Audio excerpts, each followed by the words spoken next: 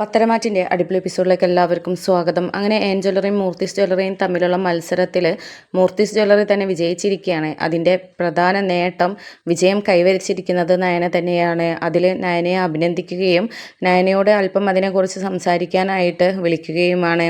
അങ്ങനെ വിളിക്കുന്ന സമയത്ത് അവിടുന്ന് ആദർശിനെക്കുറിച്ചും അദ്ദേഹമില്ലെങ്കിൽ ഞാനില്ല, എൻ്റെ വിജയം അദ്ദേഹത്തിൻ്റെ വിജയം കൂടെയാണ്, എൻ്റെ എല്ലാ ശക്തിയും അദ്ദേഹമാണ് എന്നുള്ള കാര്യമൊക്കെ ആദർശിനെക്കുറിച്ച് പറഞ്ഞിട്ട് ഇങ്ങനെ വാഴ്ത്തോരാതെ സംസാരിക്കുകയാണ്. കൂട്ടത്തിൽ മുത്തശ്ശനെക്കുറിച്ചും പറയുന്നുണ്ട്.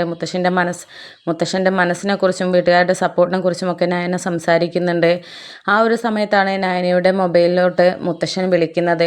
എന്നിട്ട് മക്കൾ അവിടെ ഉണ്ടാകും എന്നൊക്കെ മുത്തശ്ശൻ പറഞ്ഞിട്ടാണ് വിളിക്കുന്നത്. പക്ഷേ നയന അവിടെ സംസാരിക്കുന്നതിനിടയിൽ നയനയുടെ ഫോണ് അനിയുടെ കൈകളിലായിരുന്നു. അങ്ങനെ മുത്തശ്ശൻ വിളിക്കുന്ന ആ ഒരു കാഴ്ച കണ്ടിട്ട് നെറ്റിത്തരിച്ച് നിൽക്കുകയാണ് അനി. എന്നിട്ട് മുത്തശ്ശൻ്റെ മനസ്സിലുള്ള പിണക്കം മാറിയോ, നയനേട്ടത്തിയെ വിളിക്കുന്നുണ്ടല്ലോ, എന്തായാലും ഞാൻ എടുത്തു കഴിഞ്ഞാൽ മുത്തശ്ശൻ എന്തെങ്കിലും പറയാനുണ്ടെങ്കിൽ ഇനിയിപ്പോൾ ഞാൻ എടുത്തു എന്ന ചമ്മലിൽ പറയാതിരിക്കുകയും വേണ്ട, അതിനെക്കൂടെ തൽക്കാലം ഇവിടെ ഇരിക്കട്ടെ, നയനേട്ടത്തി വന്നു കഴിഞ്ഞാൽ തിരിച്ച് വിളിച്ചോളും എന്നൊക്കെ പറഞ്ഞിട്ട് കോൾ എടുക്കാതെ അനി അവിടെ ഇരിക്കുകയാണ്.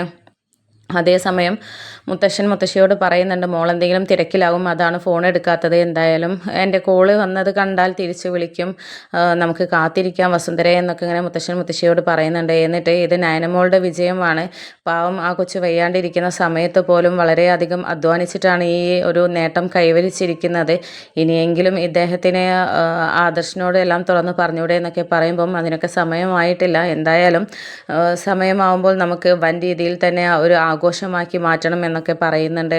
അങ്ങനെ പിന്നീട് നയന സംസാരിച്ചതിന് ശേഷം വരികയാണ്. എന്നിട്ട് തന്നെ ഫോൺ ചെക്ക് ചെയ്യുന്ന സമയത്താണ് മുത്തശ്ശനെ വിളിച്ചതായിട്ട് കാണുന്നത്. അങ്ങനെ അനിയുടെ അടുത്ത് നിന്ന് പതുക്കെ മുങ്ങുകയാണ്. പക്ഷേ അനിക്കാണെങ്കിൽ അത് എന്തോ ഒരു കള്ളത്തരം ഉണ്ട് എന്ന് ഫീൽ ചെയ്തതുകൊണ്ട് തന്നെ നയനയുടെ പിന്നാലെ പോയി നോക്കുന്നുണ്ട്. ആ ഒരു സമയത്താണ് മുത്തശ്ശനെ കോൾ ചെയ്യുന്നതും മുത്തശ്ശനോട് വളരെ ഫ്രണ്ട്ലി ആയിട്ട് സംസാരിക്കുന്നതും കണ്ടാകെ ഞെട്ടിത്തരിച്ച് ഷോക്കായിട്ട് നിൽക്കുകയാണ്. എന്നിട്ട് അനി ചിന്തിക്കുന്നുണ്ട്, അത് ശരി ഏട്ടത്തിയുമായിട്ട് ബന്ധമുണ്ടല്ലേ, പക്ഷേ അത് ആദർശേട്ടനൊന്നും അറിയുന്നില്ലല്ലോ, ഇങ്ങനെ മറച്ചു വെക്കേണ്ട കാര്യമൊന്നും ഇല്ലായിരുന്നല്ലോ, ഇനിയിപ്പോൾ മുത്തശ്ശൻ്റെയും ഏട്ടത്തിയുടെ മനസ്സിൽ എന്തെങ്കിലുമൊക്കെ കാണും, അതുകൊണ്ടായിരിക്കും. എന്തായാലും ആദർശേട്ടൻ മുത്തശ്ശനെ അകന്ന് നിൽക്കുകയാണെന്ന് കരുതിയിട്ട് ഒരുപാട് ടെൻഷൻ അടിക്കുന്നുണ്ടല്ലോ, അത് നയനേട്ടത്തിക്ക് അറിയുന്ന കാര്യമാണല്ലോ, ഒരു ചെറിയൊരു സൂചനയെങ്കിലും കൊടുക്കാമായിരുന്നില്ലേ, ഇനിയിപ്പോൾ കൊടുത്തിട്ടുണ്ടാവുമോ എന്നുള്ള ചിന്ത കനിയുടെ മനസ്സിലോട്ട് വരികയാണ്. അങ്ങനെ മുത്തശ്ശനോട് ഇങ്ങനെ ഓരോന്നും പറയുന്നുണ്ട്. മുത്തശ്ശ ഇത് നമ്മുടെ ഇതാണ് എന്നൊക്കെ ഇങ്ങനെ പറയുന്നുണ്ട്. അപ്പം എതിർഭാഗത്തു നിന്നും മുത്തശ്ശൻ പറയുന്നുണ്ട്, എന്തായാലും മോളെ അംഗീകരിച്ചിട്ടുള്ള ഒരു വർത്തമാനം എൻ്റെ ഭാഗത്തുനിന്ന് ഉണ്ടാവില്ല, എന്തായാലും നമുക്ക് എല്ലാവരും വരട്ടെ, എന്നിട്ട് ഇവിടുന്ന് ആഘോഷമാക്കണം, വളരെ പെട്ടെന്ന് തന്നെ നമുക്ക് ഒത്തുചേരണം എന്നൊക്കെ പറയുന്നുണ്ട്. അങ്ങനെ സന്തോഷത്തോടു കൂടെ ഞാൻ ഫോൺ വയ്ക്കുകയാണ്. ആ സമയത്താണ് അനി തൻ്റെ ബാക്കിൽ നിൽക്കുന്നതായിട്ട് കാണുന്നത്. അങ്ങനെ മുത്തശ്ശനോട് സംസാരിച്ചത് എങ്ങാനും അനി കേട്ടിട്ടുണ്ടാവുമോ എന്നുള്ള സംശയം വരികയാണ്. ആ സമയത്ത് ആരാ വിളിച്ചത് എന്നൊക്കെ ചോദിക്കുമ്പോൾ അത് പിന്നെ മുത്തശ്ശൻ്റെ ഫോണിൽ നിന്ന് മുത്തശ്ശിയാണ് വിളിച്ചത് എന്ന് പറയുകയാണ്.